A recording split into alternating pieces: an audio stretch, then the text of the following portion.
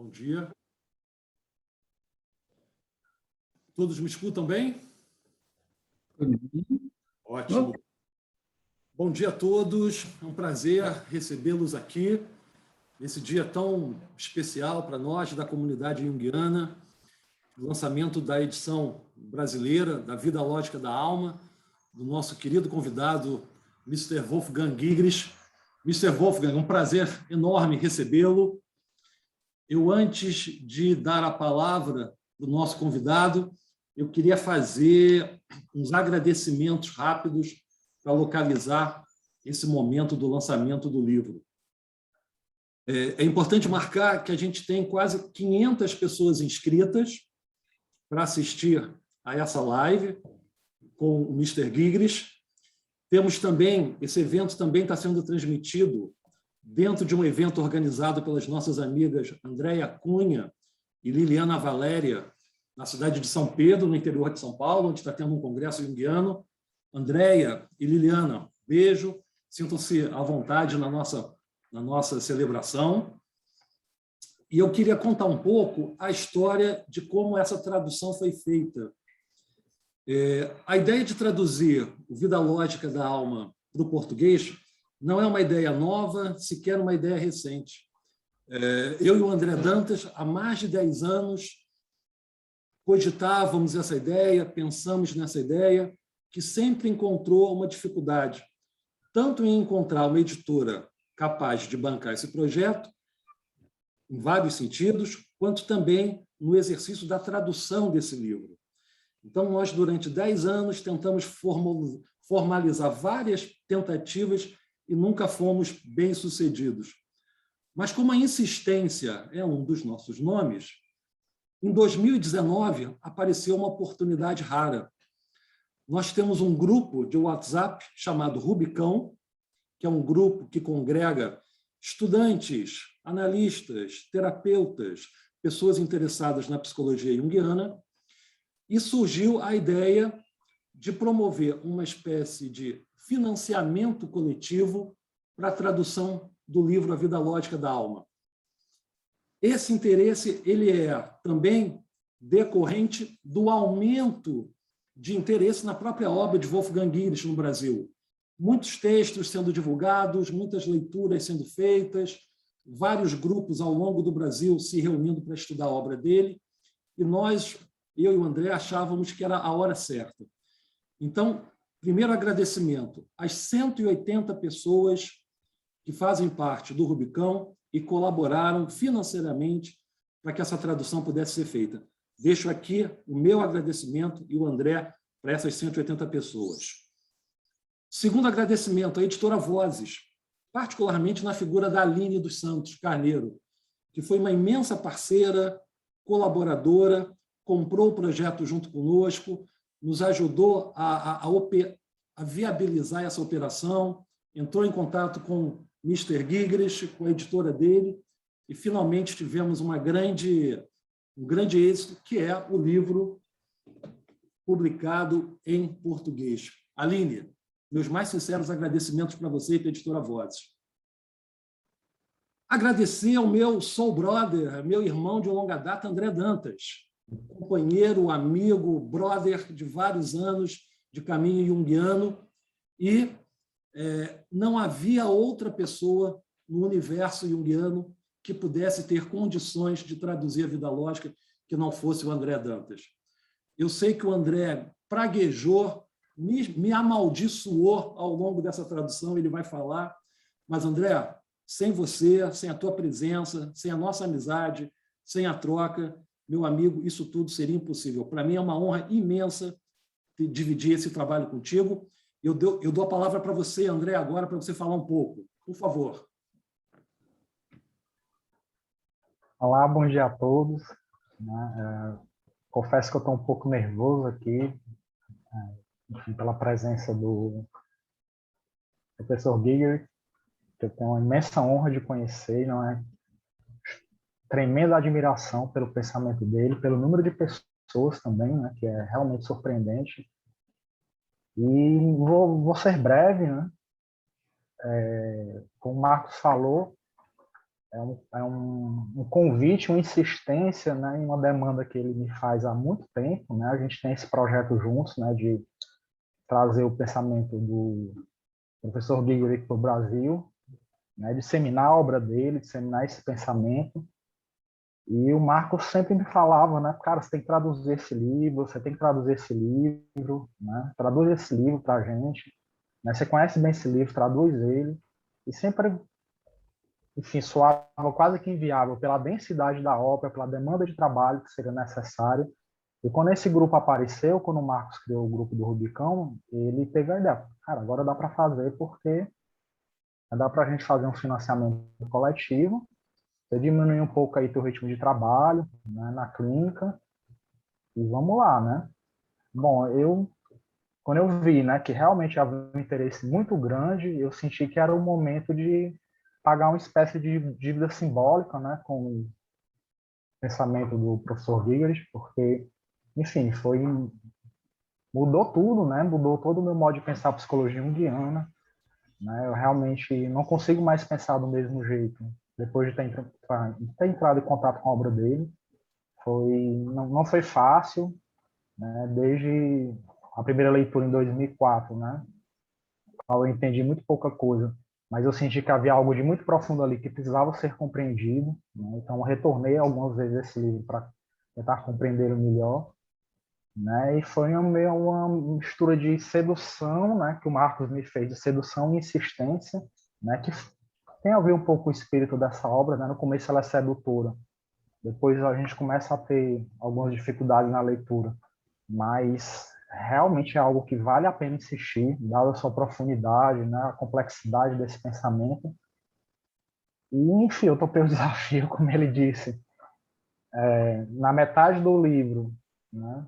Eu comecei a xingar ele aqui mentalmente, achando que eu tinha sido ingênuo, né, de ter aceitado, porque os dois últimos capítulos, especialmente, são bem difíceis de traduzir, porque são bastante densos e muito profundos, né? A crítica que é feita à psicologia arquetípica, a interpretação no mito de Actaion e Artemis, são assim de um nível de complexidade que para mim é inédito na obra, no pensamento junguiano em geral, né? Então não foi fácil, mas, enfim, deu certo, né? Um imenso, imenso prazer e uma imensa honra, né? Eu estava conversando com o Marcos essa semana que, né, tá aqui, né, no lançamento com o autor presente, né? Com o professor Gigler presente aqui, é como se fosse a cereja do bolo, né? Desse projeto em conjunto que a gente tem há tanto tempo, né? Desde 2008, quando a gente fez o primeiro evento, eu, ele e o Joel Nascimento, para falar, né, né, das relações entre o pensamento do professor Gigler e do James Hillman, na qual ambos, né, tanto Hillman como o professor, mandaram as cartas, né, falando sobre né, sobre a relação, sobre as correspondências, as diferenças. Então, de 2008, né, para 2021, enfim, é a cereja, vou colocar aqui que realmente para mim é a cereja do bolo mesmo, né? E é imensa honra, né, estar aqui podendo apresentar esse livro para vocês com a presença né, do próprio autor, né? Então, obrigado, valeu, Marcos, por ter insistido. E vamos lá, né? Só para fazer uma recordação histórica, em 2008, eu, o André Dantas e o Joel Brinco de Vitória, nós fizemos um seminário sobre as diferenças da psicologia de Wolfgang Gigler com James Hillman. E nós pedimos tanto a James Hillman quanto ao senhor Wolfgang Gigler que enviassem cartas para o nosso evento, e ambos gentilmente enviaram cartas. Então, desde 2008, nós temos essa relação muito intensa. André, obrigado. E, finalmente, para a gente começar o nosso evento, Mr. Gigler, é um prazer recebê-lo, é uma grande honra ter você entre nós. Eu sei que é uma exceção que o senhor está fazendo em vir ao público falar publicamente sobre a sua obra, sobre esse seu livro. Para nós é uma imensa responsabilidade, um imenso prazer, e fico bastante feliz que o senhor esteja conosco para poder prestigiar esse evento. Por favor, seja bem-vindo. A palavra é toda sua.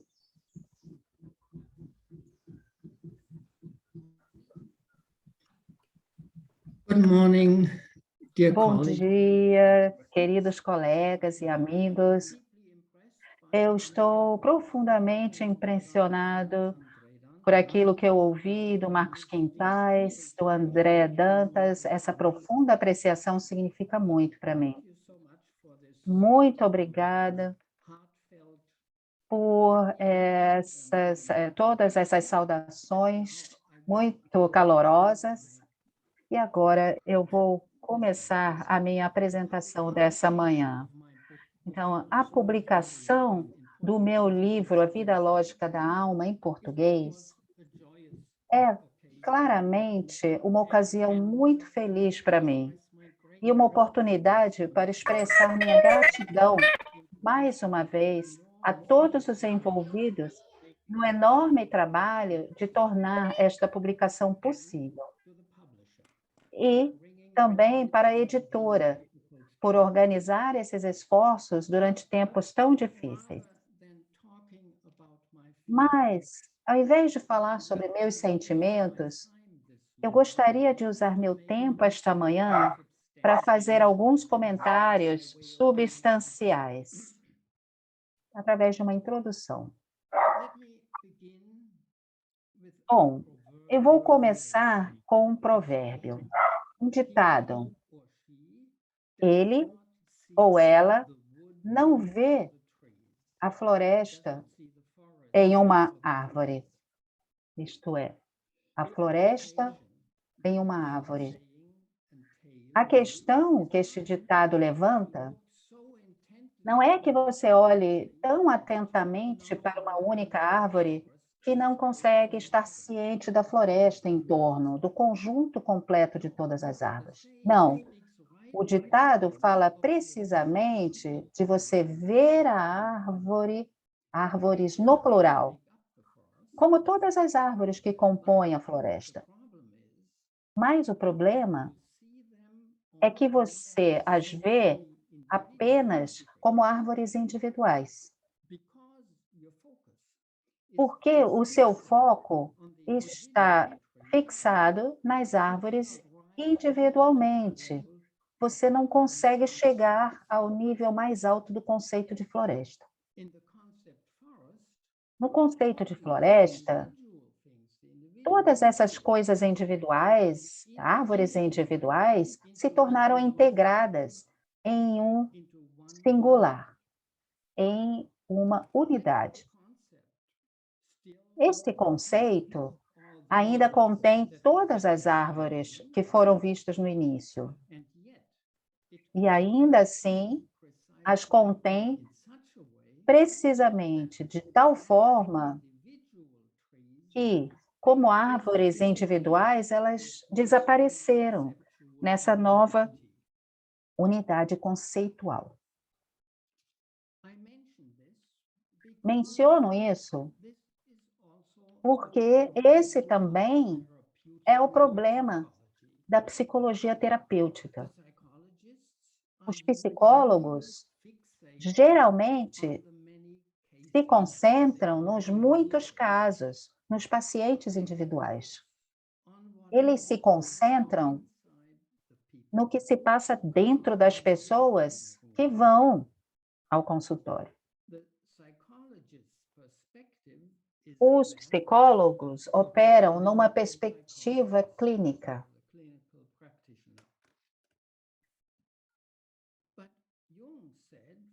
Mas Jung disse, por exemplo, que, citação, sua psicologia analítica rompe os grilhões que até então aprendiam ao consultório do médico. E fim da citação. A psicologia, nesse sentido, de Jung, é algo mais do que o estudo e o tratamento clínico dos problemas psicológicos das pessoas. O trabalho com os pacientes e seus aspectos subjetivos da psique, pode, do ponto de vista da psicologia junguiana, não ser mais do que uma linha secundária. A psicologia, no sentido de Jung, deve ser entendida como a floresta, em contraste com as árvores individuais. O objeto de sua psicologia é a alma objetiva. Considerando que a psique pessoal está dentro de cada indivíduo, a alma objetiva é a alma na qual todos os indivíduos, juntamente com suas psiques subjetivas, estão contidos. Da mesma forma que as árvores, com suas próprias características particulares, estão contidas na floresta. A diferença entre árvores e floresta, entendida da maneira que apresento aqui, pode, portanto, servir-nos como uma ilustração preliminar do que eu chamo de a diferença psicológica. Essa é a diferença que constitui a psicologia.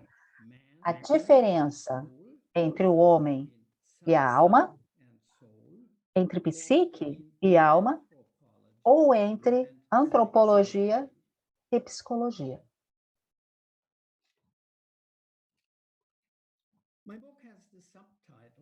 Meu livro tem como subtítulo para em direção a uma noção rigorosa de psicologia. Adicionando este subtítulo, eu quis enfatizar que meu livro está comprometido com esse insight crucial e profunda preocupação de Jung. Queria deixar claro, desde o início, que o tema do meu livro é a psicologia em si, e não casos, pacientes, pessoas e suas experiências. A questão para a qual este livro se volta é: o que é necessário para a psicologia para que seja realmente fiel ao que seu nome, psicologia, implica, nomeadamente, ser o logos ou estudo da alma. O que geralmente se entende hoje em dia por psicologia, dentro da realidade prática, é, em vez disso, o estudo do comportamento das pessoas, suas emoções, fantasias e desejos.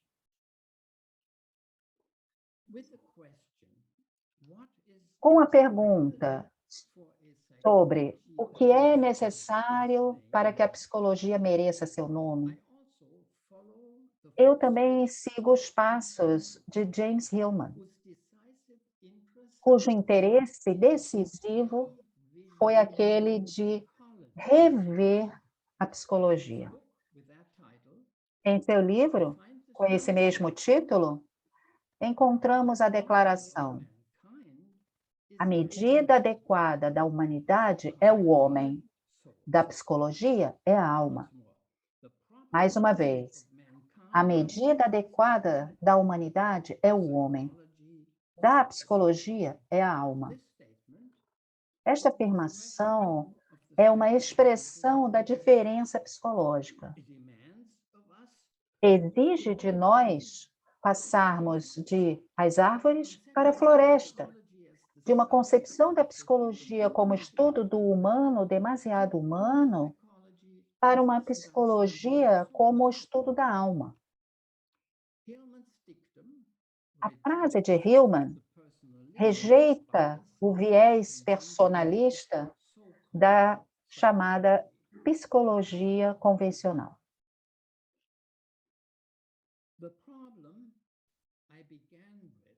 O provérbio com o qual eu comecei contém outro insight muito útil. Embora ele queira que a gente veja a floresta em vez de apenas as árvores, agora temos que admitir que uma floresta não pode ser vista em absoluto. Por que não? Porque é um conceito, e um conceito só pode ser pensado, só pode ser concebido na mente. Não é um objeto visível ou tangível. Sendo aqui ver, no sentido literal, o que está sendo exigido, o provérbio não faz sentido.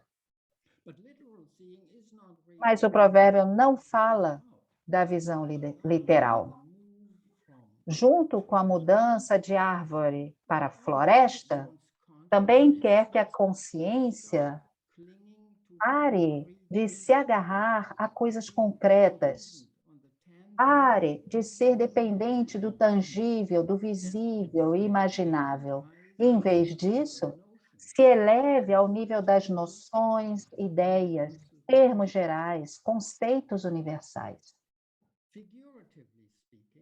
Figurativamente falando, poderíamos dizer que quer provocar a mudança da criança, que ainda depende de seus dedos para fazer os cálculos, até a mente madura, capaz de efetuar operações aritméticas mentais. A mudança do visível e imaginável para o noético é muito importante na psicologia, porque, como o filósofo George Berkeley apontou, a alma sempre pensa. A alma pensa. Até quando, em face disso, ela deseja e é movida por emoções ou entretém imagens, assim como a criança que, na verdade, faz aritmética, mesmo quando ainda precisa usar seus dedos ou maçãs e peras para efetuar as somas.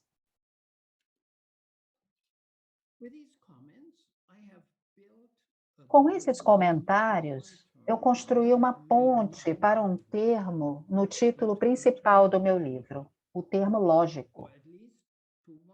Ou, pelo menos, para um primeiro aspecto desse termo. Lógico se refere ao personagem Logos, o caráter noético da realidade da alma. Mitologicamente, o personagem do Logos da alma aparece, por exemplo, no fato de que, para os primeiros gregos, a alma era algo que, em contraste com a vida emocional humana, se torna relevante somente após a morte. As almas têm seu lugar autêntico no empiricamente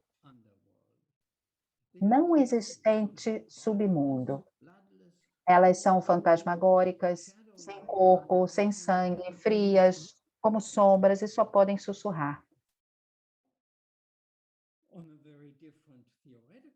Em um nível teórico bastante diferente, o caráter logos aparece também na teoria de Jung, que diz que a alma consiste principalmente de arquétipos. Porque, de acordo com ele, arquétipos são padrões abstratos, estruturas, meramente formas sem conteúdo. Eles precisam ser estritamente diferenciados das imagens arquetípicas, nas quais esses padrões aparecem já incorporados e encarnados, e imersos em uma realidade aparentemente empírica.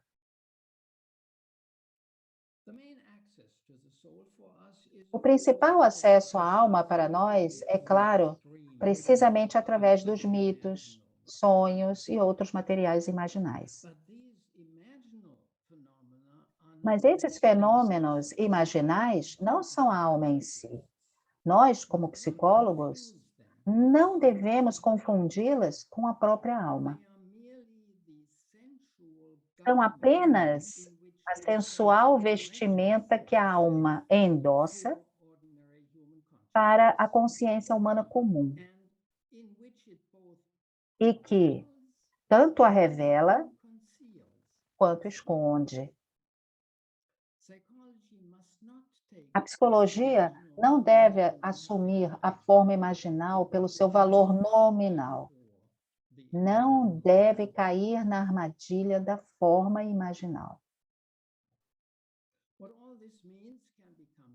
O que tudo isso significa pode ficar claro no último capítulo do meu livro, onde trabalho extensivamente com o mito de Actaeon e Ártemis, e termina com Dionísio e o desmembramento de Actaeon. Ao ler este capítulo, é especialmente importante manter a diferença psicológica e a noção da vida lógica da alma em mente, bem como o que eu disse sobre o foco do meu livro, isto é, o foco que é a psicologia e a sua noção rigorosa. Caso contrário, será muito fácil interpretar mal o que consiste a minha discussão sobre o mito de Actaeon. A título de advertência, irei agora discutir brevemente 3 erros muito prováveis e, através deles, tentar destacar mais alguns insights cruciais.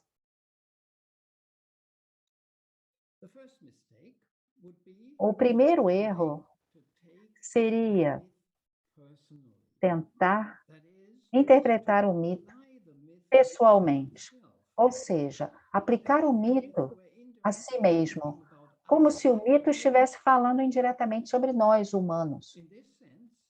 Nesse sentido, pode-se ler o mito, por exemplo, como um modelo que nos mostra o que poderia ou idealmente deveria acontecer conosco em um profundo processo de individuação pessoal. Pode-se ter a ideia de que todos nós devemos passar por uma espécie de desmembramento dionisíaco, como experiência existencial essencial.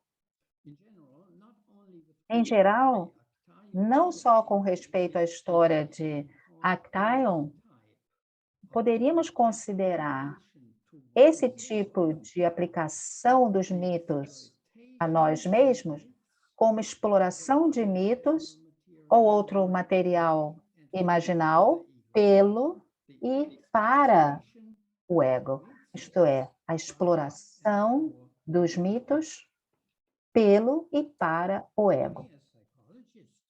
Para mim, como psicólogo, esse mito nada fala sobre nós.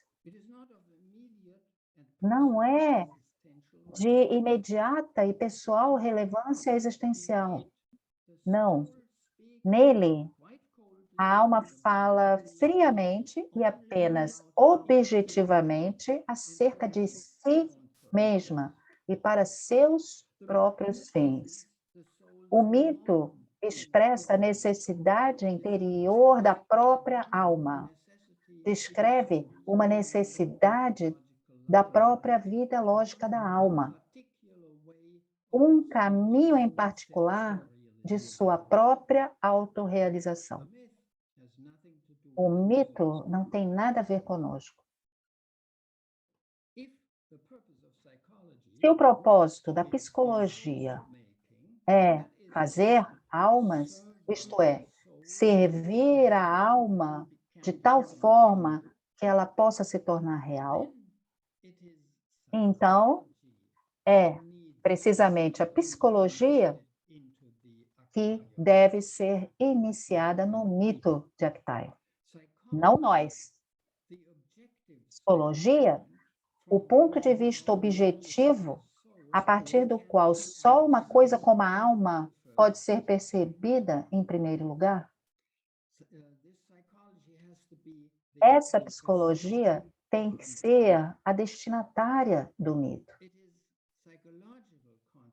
É a consciência psicológica que precisa seguir Actaion e passar por um processo dionisíaco de desmembramento. Esse desmembramento não é, assim, uma experiência assustadora e altamente emocional. É, de modo bastante sóbrio, uma transformação da constituição lógica dessa consciência, que deseja ser psicológica.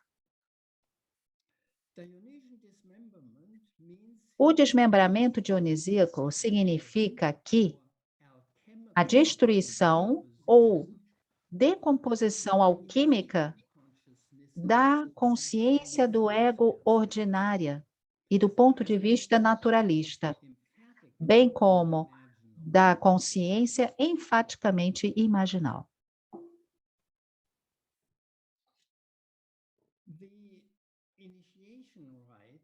Os ritos de iniciação nas culturas indígenas costumavam ter como elemento essencial o propósito de viver uma experiência de morte.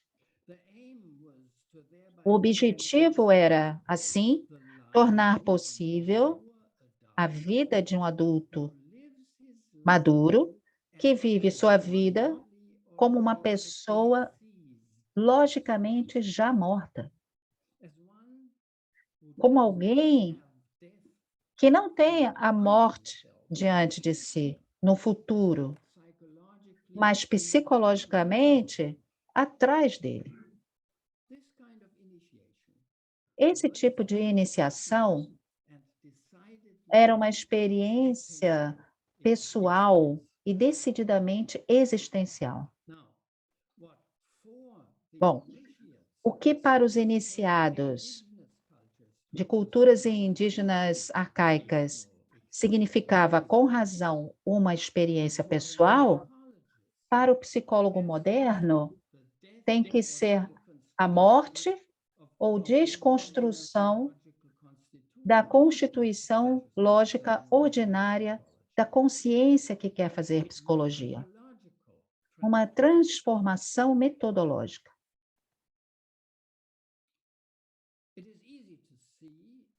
É fácil observar que esta é a mesma diferença, essas iniciações arcaicas e a transformação da consciência moderna, esta é a mesma diferença no nível prático que a diferença teórica mencionada anteriormente. Isto é, a diferença entre o mito, que inevitavelmente se manifesta numa forma imaginal, e a psicologia, que não deve cair na armadilha desta forma imaginal.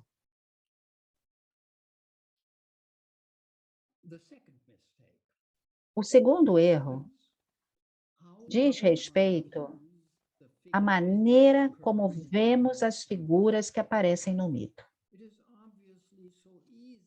É obviamente tão fácil e tão sedutor ler um mito, mais ou menos da mesma maneira que lemos nossos romances ou contos, que falam de pessoas que têm seus próprios caráteres, desejos, medos, intenções, etc. Mas o mito não é sobre seres semelhantes a pessoas.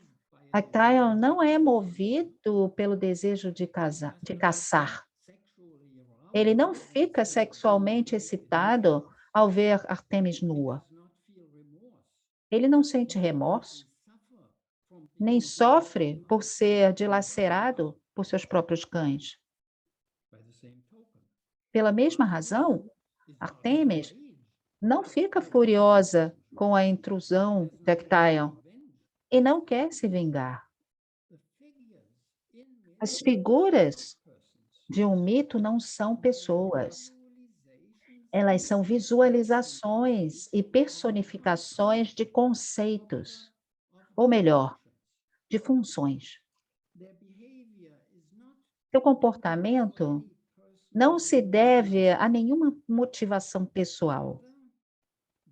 Em vez disso, suas ações são a explicação passo a passo das diferentes facetas daquilo que são, da lógica interna, daquela função particular que elas representam em cada caso. Essas figuras sempre têm um papel ditado por uma necessidade objetiva maior, que é o conceito, assim chamado, que esse mito está apresentando e retratando. Podemos chamar o segundo erro de uma tentativa de contrabandear um ego sensível, um sujeito moderno dentro dessas figuras. O terceiro erro está perto do segundo. Consiste em ver as figuras do mito como indivíduos separados, como pessoas na vida real. E ver essas ações e interações com os outros na vida real, como acontecimentos, como eventos casuais em analogia às interações da vida real. Mas aqui, mais uma vez, eu preciso enfatizar que, do ponto de vista psicológico, nos mitos, nada está acontecendo. E as figuras do mito não têm existências separadas. Em vez disso, em cada mito em particular, essas figuras são, desde o início, contrapartes coexistentes entre si, que se definem mutuamente. Na vida real, quando uma pessoa, digamos, um marido, morre, a outra pessoa, no meu exemplo, a esposa, pode continuar a viver. Mas, se você remover a que está do nosso mito, Artemis iria também deixar de existir imediatamente, e vice-versa.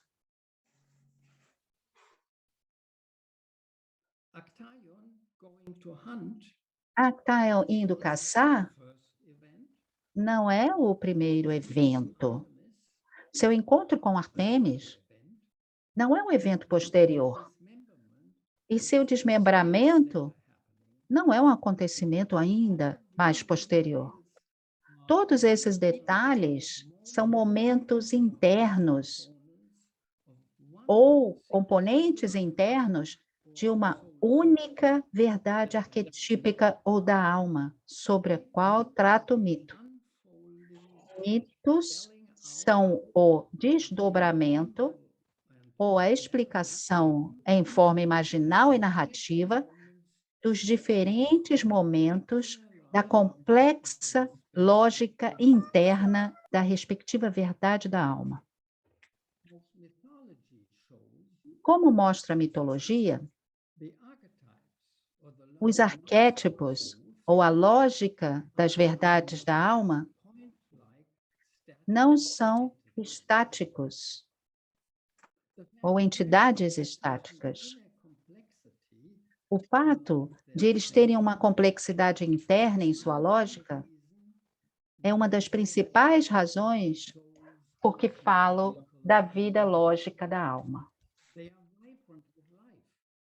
São vibrantes de vida, mas esta vida é vida lógica. Aqui, no final da minha apresentação, eu posso finalmente descrever o segundo aspecto que o termo lógico tem na minha psicologia.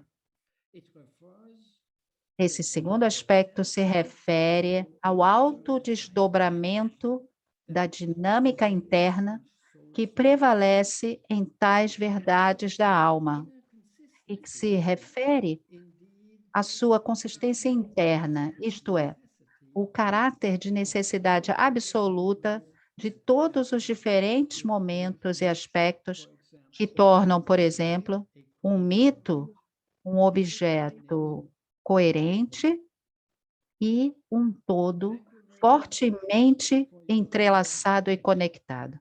Muito obrigado pela sua atenção.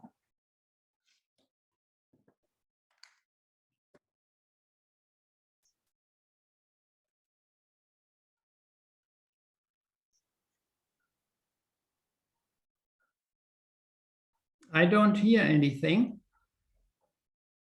Não estou ouvindo. Se alguém está falando alguma coisa, eu não estou ouvindo. Desculpa, meu microfone estava fechado. Mr. Higgs, obrigado pela apresentação. É uma ótima introdução à sua obra.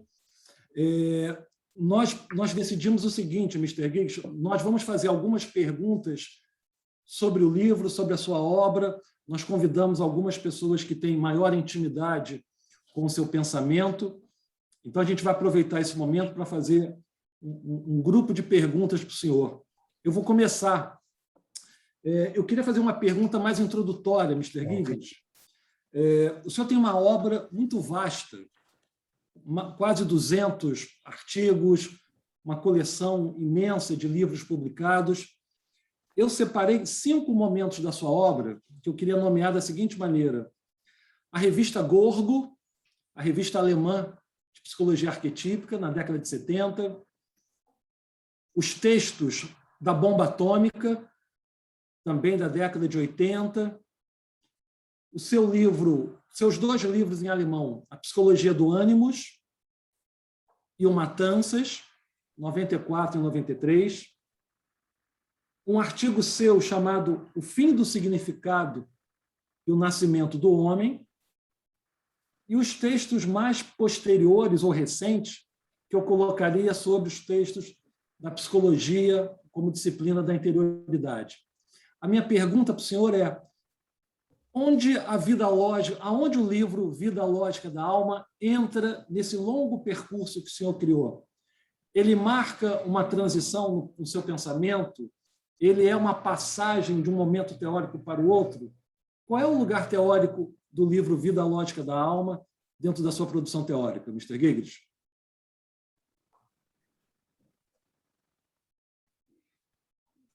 Well, that's complicated. Bom, é uma pergunta complicada.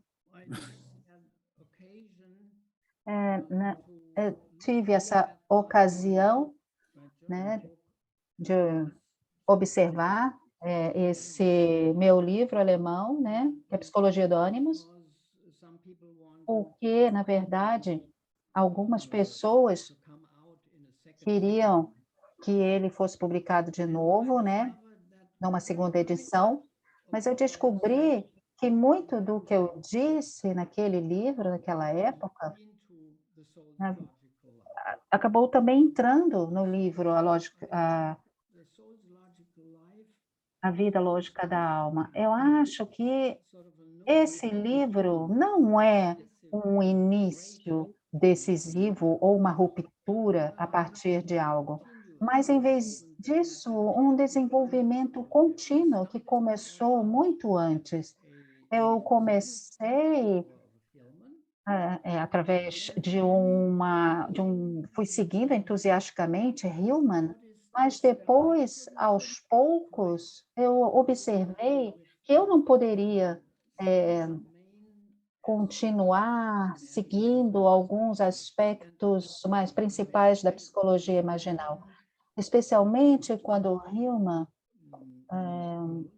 se virou para o mundo, a cosmologia, a cosmologia. Eu me tornei um pouco mais crítico de alguns pontos essenciais do seu pensamento. E isso aconteceu muito antes, talvez 10 anos antes da publicação da Vida Lógica da Alma. Mas essa talvez possa ser considerada uma espécie de novo início do meu desenvolvimento da psicologia, esse momento mais anterior. Depois, a publicação da Vida Lógica da Alma é um tipo de colheita de um longo desenvolvimento que foi feito durante esse período mais anterior. Isso responde à sua pergunta, Marcos? Perfeito, perfeito. Me ajuda a localizar. Muito obrigado. André Dantas, André, contigo, por favor. Bom, novamente agradecer a presença do professor, né? Agradecer mais esse texto que ele nos brindou, né? Das centenas que ele já escreveu, que serve de uma ótima introdução para o livro. E vou ler aqui a minha pergunta, né, para facilitar. Bom, na Vida Lógica da Alma, o senhor fala do cyberespaço como a expressão da corrente principal da nossa civilização, que é a do estabelecimento de uma existência absolutamente livre da verdade, portanto, livre da alma, a qual a psicologia atual se junta enquanto psicologia do ego. Mas em outro texto sobre a web, né, a partir do ponto de vista da alma, o senhor escreveu que a internet, né, e aqui citando o texto, abre aspas, né, a internet, então, deve ser compreendida como a representação concretamente visível da vida lógica da alma, e da alma como vida lógica, né? Fim da citação. Como conjugar essas duas afirmações?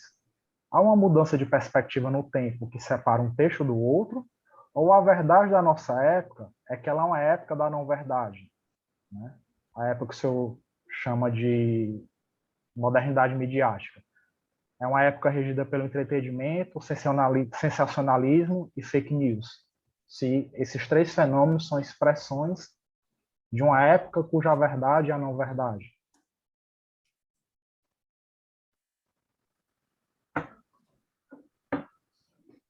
Well, this is a very important question. Bom, essa é uma questão muito importante. E é claro, eu posso apenas dizer algo preliminar a respeito disso, porque a verdadeira pergunta para essa pergunta, na verdade, só vão surgir a partir do desenvolvimento histórico. Então, eu acho que, em face do que aquilo que você acabou de apontar como uma clara contradição, eu acredito que é, no entanto, algo que caminha junto. Isto é, poderia ser que a verdade, a ideia, né, da verdade, seja a primeira aparência daquilo que está do outro lado. Isto é, a representação legítima dessa nova forma de alma. O que nós colocamos junto com esses dictons alquímicos,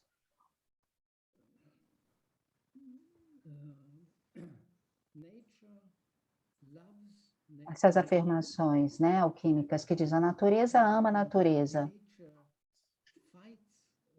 a natureza luta ou supera a natureza, e a natureza aproveita a si mesma. Na verdade, eu estou traduzindo agora essas afirmações em latim, não são exatas, mas, na verdade, existem 3 estágios desses pseudo-demócratas. Tem um primeiro estado da alma, no qual a alma está em harmonia com si mesma. Isto é, uma relação ingênua com si mesma. Depois existe uma divisão.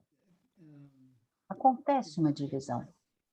A alma se divide, tenta, na verdade, superar a si mesma, chegar até um novo nível. Depois existe o estado final, né, de acordo com esse dictum, no qual talvez exista uma nova harmonia quando esse novo nível é alcançado. Então, eu acho que o fato, né, dessa verdade no nosso tempo está especialmente em uma condição muito impressionante. Então, eu acredito que, por exemplo, o último presidente americano, Donald Trump, ali nós podemos ver, né, como uma incorporação, né, dessa questão da verdade ou inverdade. Então, eu acho que é parte da desconstrução na qual a alma começa a atacar a sua forma antiga para que se possa elevar até uma nova forma. E a nova forma é aquela que nós estamos vendo na internet, na inteligência artificial, nos algoritmos, etc. A antiga forma é determinada pelos mitos, pelos arquétipos, imagens arquetípicas. E eu acredito que nos tempos que já estão se aproximando, eles perdem a sua validade. Assim como eu mencionei na minha apresentação hoje, assim como a criança usa os seus dedos para contar, para fazer ali as suas somas, o adulto pode fazer o cálculo na própria mente. E agora, nós fazemos cálculos com computadores ou calculadoras. Isto é, existe uma clara mudança.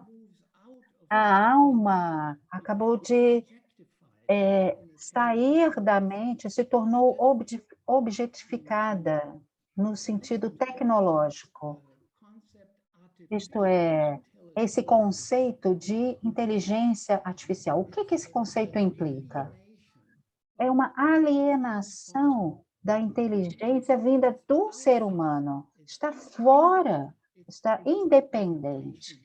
É uma representação de uma psique objetiva autônoma. Nesse sentido, por um lado, essa questão da verdade é um caráter que nós vemos ou sofre a partir disso, a verdade ou inverdade, mas, por outro lado, é o início de um novo estilo em que a alma autônoma se doou, digamos.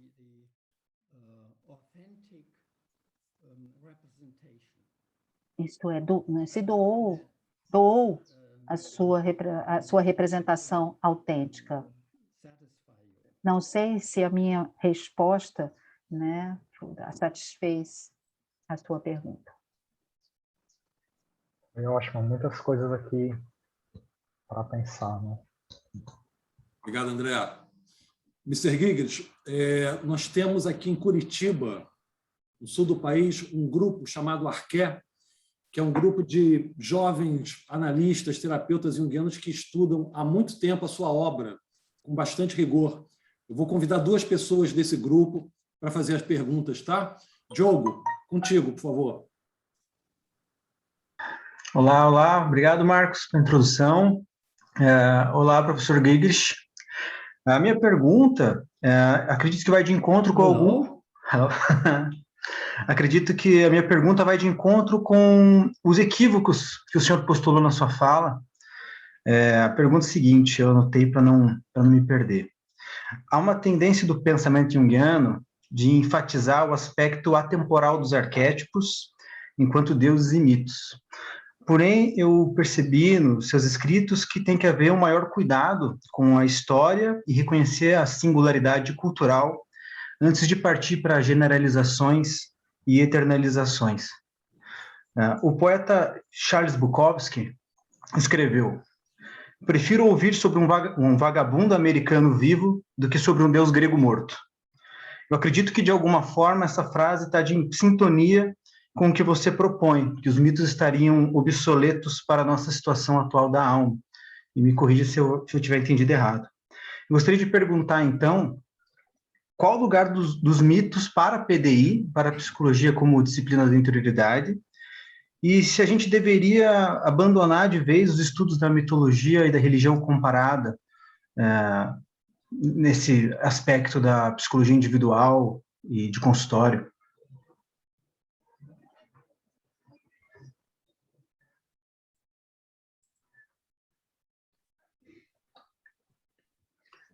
Yeah. Bom, Very significant issue.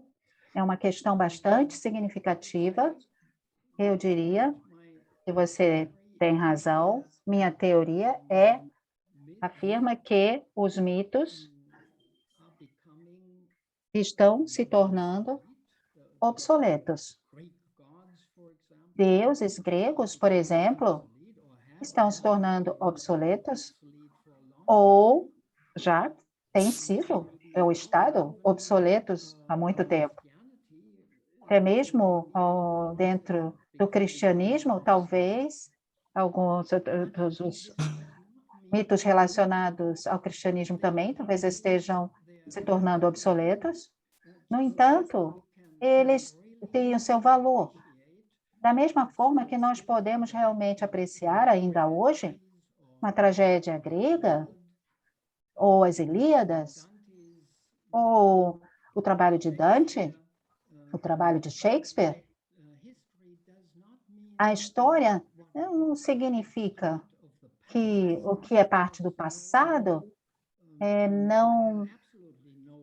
não tem relevância em absoluto para nós. Nós podemos aprender a partir delas. Mas o ponto é que eles não são mais o retrato, a representação da nossa realidade presente. E para a psicologia, eu acredito que seja realmente essencial que a gente se torne consciente daquilo que é adequado, a expressão adequada, representação da nossa situação moderna lógica. Por quê? Porque dentro dessas ideias de Jung que eu citei, né, ele disse uma vez, falou que a alma pessoal, né, se tornou neurótica, a consciência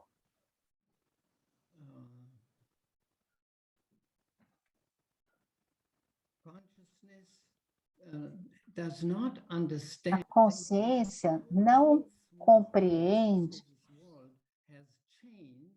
a consciência não entende, a consciência mudou, e como a consciência precisa mudar na sua atitude para que se possa adaptar de novo. Ela não compreende nosso mundo. Eu acho que o mito é a forma que foi desenvolvida durante os tempos das sociedades agriculturais. Nós não temos vivido em um mundo agricultural há séculos. Nosso mundo é um mundo industrial. E agora nós estamos indo além do mundo industrial. Estamos entrando no mundo da informação, na era da informação. Então, as antigas formas de expressão não expressam adequadamente nossos problemas modernos, não mais. E se nós usarmos os modelos antigos para explicar os problemas modernos, isso não vai funcionar. Mas isso não significa que a gente não possa aprender muito a partir dessas obras antigas, mitos e outras histórias. Obrigado, Diogo. Mr. Gigas, nós temos ainda 4 perguntas. O senhor tem disponibilidade para que a gente possa fazê-las? Yes. Ok. Kátia, vamos lá? Contigo, por favor.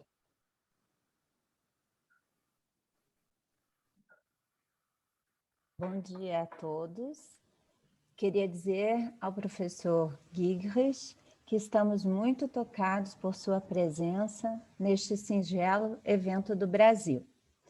E principalmente que somos psicólogos transformados por sua psicologia, que nos ensina a pensar psicologicamente. No seu livro Vida Lógica da Alma, o senhor utiliza o mito de Actium e Ártemis para mostrar a entrada no território selvagem e como a alma pede para ser dilacerada, sendo este rito a entrada no pensamento psicológico. A minha pergunta é: qual o sacrifício exigido pela sua psicologia? Qual o desmembramento dionisíaco e lógico necessário para a transformação da consciência na modernidade? Obrigada.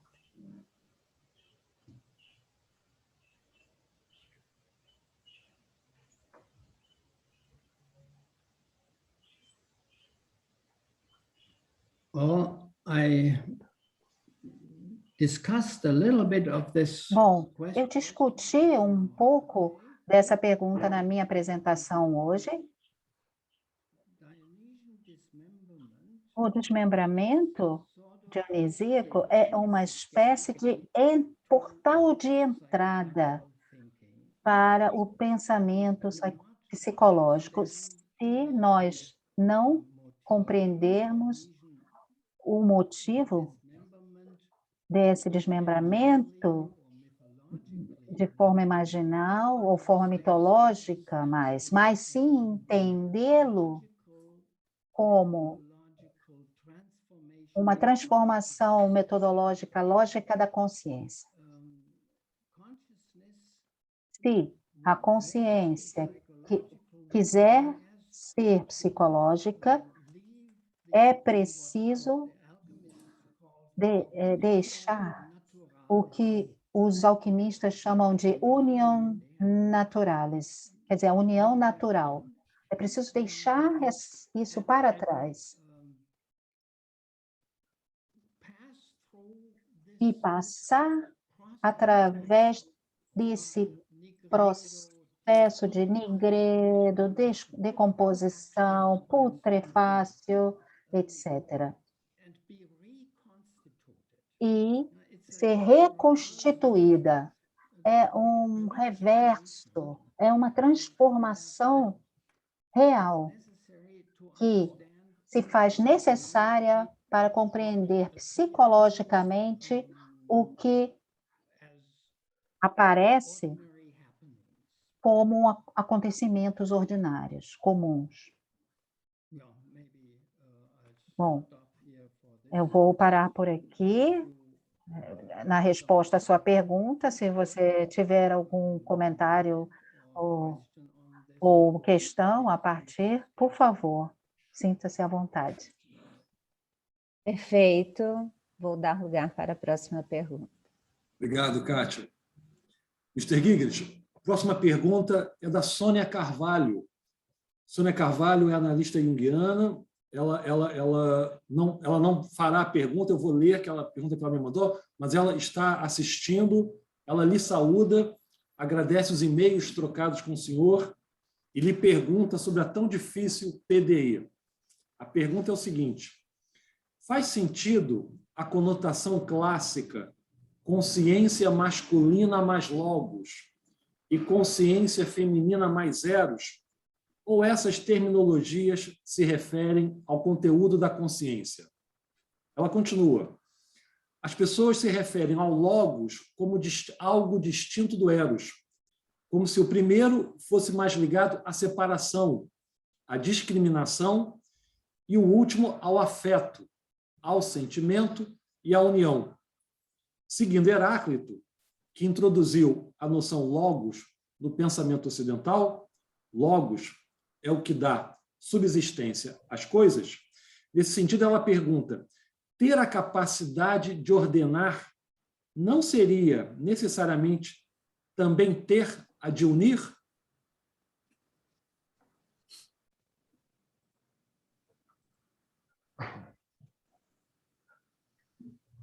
I wonder whether Bom, it is eu fico pensando se meaningful ainda é significativo dividir topics into male tópicos da alma em aspectos masculinos e femininos. once you enter Porque eu acho que uma vez que você entra na esfera do logos, make sense a diferença não faz sentido.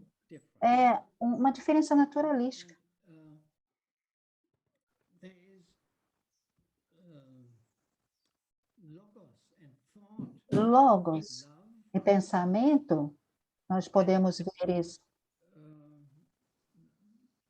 in logos there is also tem logos no amor, tem logos também no aspectos feminino. new situation É uma nova situação. Como eu mencionei antes, que a mitologia corresponde à situação de uma sociedade arcaica agricultural, I think on that agrícola. E eu acho que nesse nível de consciência, naquele nível de consciência, whole culture a cultura como um todo era dominada pelos opostos de aspectos femininos e masculinos e essa tensão. Mas, se nós entrarmos na situação moderna dos algoritmos e da tecnologia da informação, essa diferença realmente não faz sentido mais. Agora nós precisamos fazer a distinção, uma distinção entre a psique objetiva, onde isso não mais faz sentido, e a psique pessoal e subjetiva, onde nós ainda somos mulheres e homens e temos os nossos sentimentos correspondentes, assim como desejos.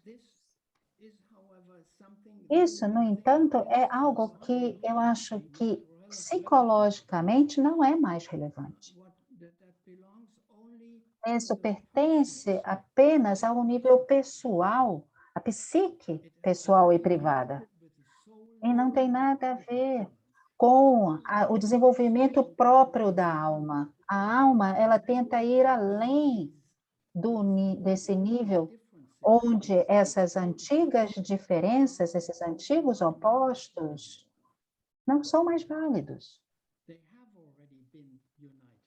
Eles já foram unidos ali, nessa dimensão, e superados. Obrigado. Sônia, obrigado pelo você ter enviado a pergunta. Eu vou chamar Gustavo Beck, nosso amigo, Mr. Giggs. Gustavo Beck é um amigo mexicano, conhece também muito a obra do senhor. Ele também quer fazer uma pergunta. Gustavo, contigo. Gustavo?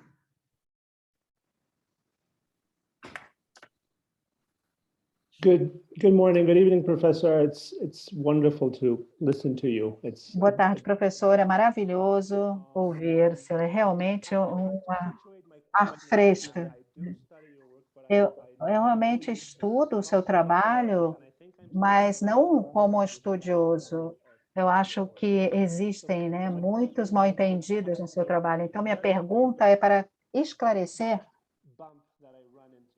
um trecho muito específico que eu li, que tem a ver com a emoção em particular. Ao ler a sua obra, vejo que o senhor critica a psicologia arquetípica, e assim como Hillman, seguidores de Hillman, que está colocando as imagens, emoções e sentimentos, que especialmente impressionistas.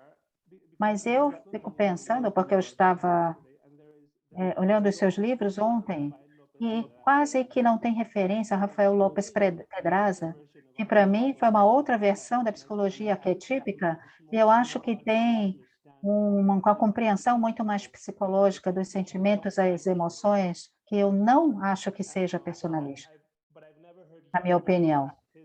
Mas eu nunca ouvi o senhor mencionar a compreensão de Rafael Lopes Pedraza, isto é, do que ele chama de movimento da alma, isto é, que age principalmente através da emoção e através do corpo. Eu estava pensando se o senhor considera a abordagem dele não psicológica e personalística, ou quais são os seus pensamentos gerais sobre a sua abordagem em relação à alma.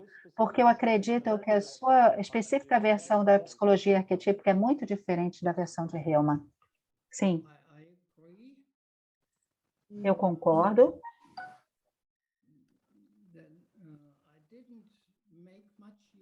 Eu não mencionei ou não usei muito o trabalho de Pedraza, mas eu conheço, estou familiar com o seu trabalho sobre Picasso, Hermes, etc. Mas a sua questão em particular recebe duas respostas. Eu acho que o seu trabalho sobre emoção não é personalístico da mesma forma que a psicologia arquetípica, ou como é normalmente nessa área. No entanto, a emoção pertence à psique natural. A emoção, a incorporação está no corpo. O corpo é sempre individual. Mas a vida lógica da alma é algo que não está baseado no corpo. É ligada à atmosfera, é como o clima que está em torno de nós. É a estrutura da consciência no qual depois as nossas emoções, as nossas percepções, as nossas experiências acontecem. E através das quais talvez a consciência seja informada e guiada.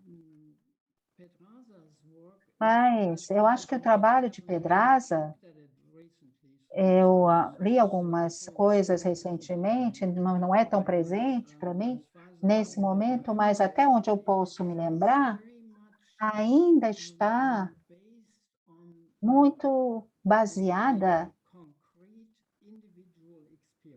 na experiência individual concreta. Eu acho que o experiencial ainda é de certa forma, personalística, e uma abordagem personalística. O experiencial ainda é uma abordagem personalística. E a minha ênfase está e se refere ao fato de que nós estamos vivendo a psicologia, vivendo a Terra psicologicamente. Nós estamos nos movendo para fora do espaço. Nós já deixamos a Terra. Nós estamos olhando para o mundo a partir do espaço, através de satélites e tudo mais. Então, para toda essa nova situação, nós precisamos de um diferente tipo de psicologia. A alma em si já deixou a Terra, né? Então, deixar a Terra significa também deixar o corpo. A natureza não é uma realidade para a alma, não mais. Aqui nós podemos até dizer que o desmembramento dionisíaco já aconteceu para a natureza. Já decompôs a natureza. O que não significa que na vida privada, que na vida individual, ainda existam emoções muito poderosas. Ou, por exemplo, para os artistas, as emoções sejam meios de expressar alguma coisa. Assim como nas pinturas, as pinturas ainda são um modo possível de expressão, fazem uso do imaginal, mas as pinturas modernas devem, claro, lidar com uma realidade completamente diferente nos dias de hoje. Não pode mais tentar retratar o que é verdade, ou o que foi verdade nas eras anteriores. Precisa se atualizar.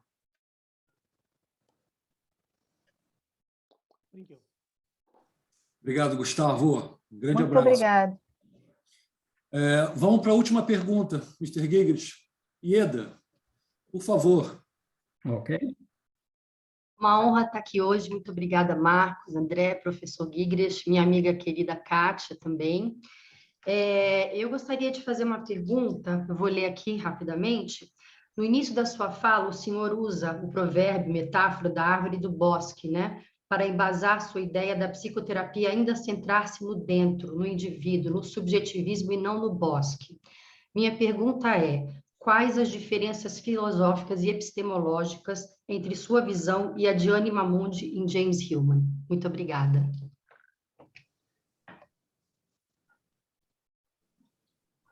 Could you say that again, the last sentence, Hillman's?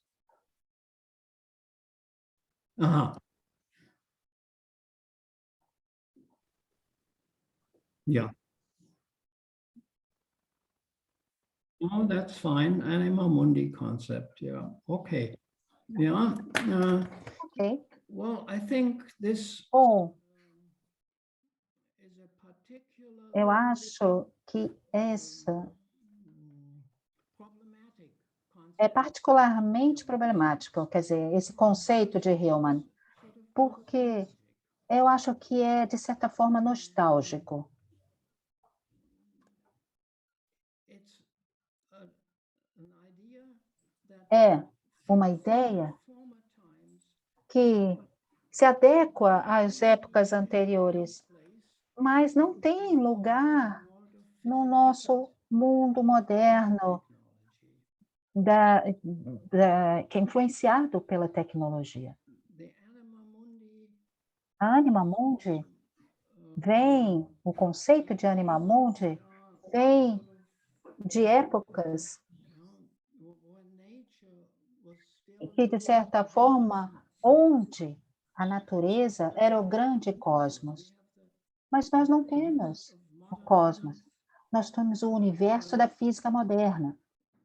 physics that has dissolved Uma física que dissolveu a natureza em átomos, partículas. Anima Mundi aspect. Então, esse aspecto da Anima Mundi corre em paralelo com muitos sentimentos, uma ideia muito bonita, mas eu não consigo conectar esse conceito com o lugar onde estamos. One central paper of Hillman's. Tem um artigo central, né, de Hillman, onde ele dizia que ele quer sair do moderno universo de volta para o cosmos antigo. E eu escrevi uma longa crítica a esse artigo, na qual eu analiso por que isso não funciona.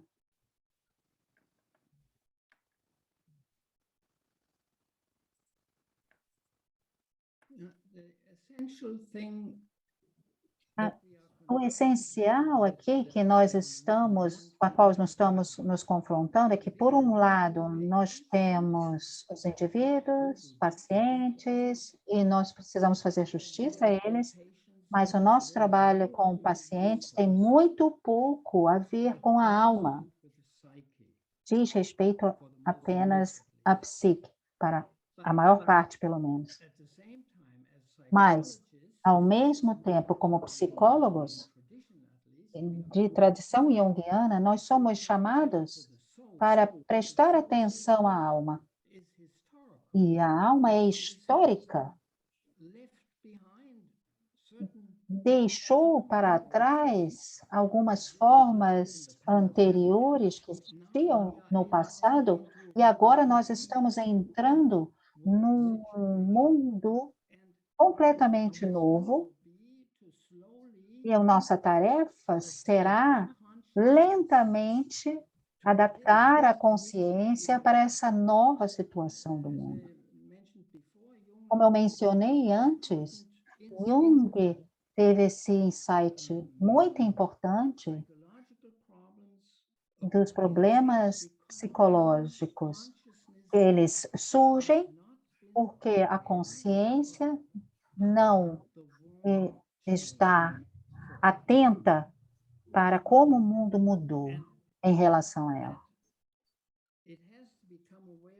É precisa ter consciência e mudar a sua atitude para que possa ser adaptada mais uma vez para onde o mundo e a alma também agora realmente está.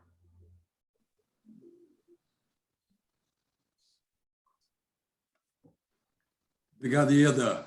Thank you very much. Mr. Gigas, Well, I thank you all for your Obrigado a todos pelo interesse no meu trabalho, por ouvir o que eu disse, o que eu tinha para dizer. E eu espero que essas ideias um pouco difíceis, pelo menos em algum sentido, possam ser compreensíveis para vocês. Eu desejo o melhor para todos. Muito obrigada. Mr. Gigas, eu queria, de modo bastante atrevido, me permitir fazer a última pergunta para o senhor. É possível? O senhor começa o Vida Lógica, o Vida Lógica da Alma narrando um conto islandês sobre um jovem que arremessa uma lança para fora de casa, vai ao encontro dessa lança, arremessa novamente e vai construindo o mundo. Minha pergunta é: qual é a próxima lança do senhor a ser lançada?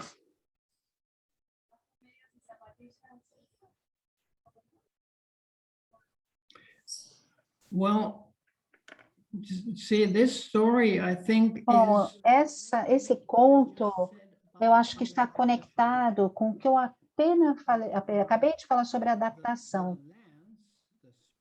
As lanças que nós temos que lançar, isto é, lançar para fora da casa, nossa casa no mundo, isto é, para tentar chegar até onde o mundo já está. Nós precisamos nos mover passo a passo. Não podemos compreender o mundo de uma vez só. Então, eu acho que provavelmente vai levar 100 anos, ou quem sabe mais, até que a gente lentamente comece a compreender um pouco mais como que o mundo mudou e como que a nossa consciência precisa mudar para se adaptar a ele. Então, não é a minha ideia que nós fazemos movimentos que possam mudar alguma coisa. Nossos movimentos são no sentido de tentar alcançar aquilo que já é real. Perfeito. Mr. Gigas, obrigado pela sua presença, pela sua generosidade em ter aceito o nosso convite.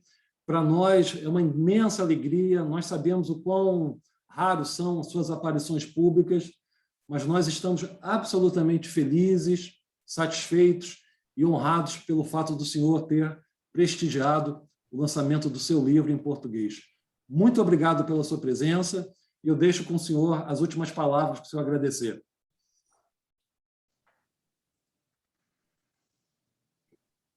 well, I'm very impressed by Bom, eu realmente estou impressionado por aquilo que eu percebi do interesse de vocês no meu trabalho. Eu agradeço muitíssimo. Muito obrigado.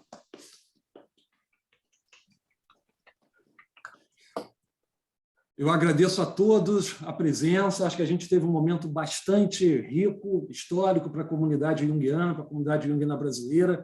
Há muitos convidados internacionais do México, dos Estados Unidos, Espanha. Agradeço a presença de todos. Comprem o livro, leiam a obra de Wolfgang Gigres e vamos adiante, atrás das lanças que foram arremessadas para fora do mundo. Tá bom? Um abraço a todos. Até a próxima.